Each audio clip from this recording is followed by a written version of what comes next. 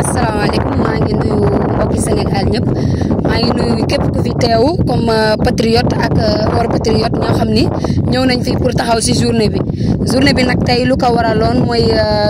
première journée lancement vacances agricoles patriotiques ni ngeen ko xamee comme ñëpp ñu ngi koy def ñëpp ci Sénégal tey nag ñu ngi koy doog a démarrer fii ci département de Podor particulièrement dans la commune de Fanaye léegi ñu ngi nuyu ñëpp comme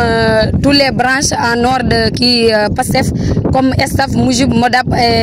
GPS ñëpp ñu ngi fi ku si nekk def na si loxo am léegi ñu ngi en même temps sensibiliser ku si nekk lii acte noble la boo xam ni bu ñu commencé am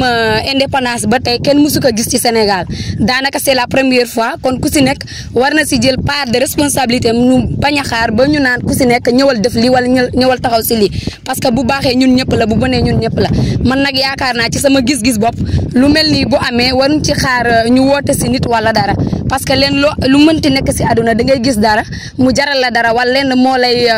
convoqué si dara waroo xaar nit gi ni la ñëwal ku si nekk boo xoolee nga xam lu si nekk li si biir rek yow sa bopp war na la doy misaal nga ñëw nekk si comme ñëpp ñu ngi ci dugalee suñu loxo ñu ngi ñaan yàlla subhaanahu wa taala comme campagne hivernale la ñu nekk def nañ ko si en même temps aussi yàlla may ñu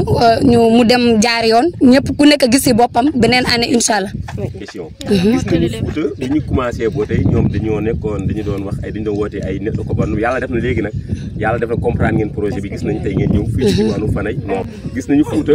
ñoo ngi gis campagne bi ñu doon bu yàgg ba yàlla def na léegi nag waa Foutanke yi gis nañu yoon bi lan ngay woote ci gouvernement bu bees bi mooy président Ousmane Sonko no premier ministre Ousmane Sonko ak président Bassirou Diomaye Diakhar Faye ñun daal lépp lu nu mënti wax Bassirou Diomaye ak Ousmane Sonko parce que lii li fi nekkoon du début à la fin xeex la jusqu'à présent xeex la comme ñu ngi doon xeex depuis ne dëkk Bandoum ba jusqu'à présent am na ñoo xam ne ne dëkk Bandoum ils étaient purs et durs ñoo fa doon xeex ñu ngi ñëwaat fii ñoom tamit ñu gëstu li si nekk Fouta moom y a rien à l'instant ñoom ñu ñëw incha allah xool nit ñi luñ fi nekk man sax je souhaite que ni lii buñ ko gisee xëy nañu am na ñoo xam ne yëguñ ko si wala yëguñu lancement bi am na mais buñ ko gisee war nañu xam ni am na ay gens yoo xam ne ñu ngi fi sonn nañ ci depuis bu nekkee passé bu mu démarré depuis 2013 je crois bien ay 2012 ñi si nekkoon ba tey ñu ngi si kon ñëw nañu ba alhamdulilah jot nañ ñu ngi jëm ci élection yoo xam ni locale la ngi fii législative ñoom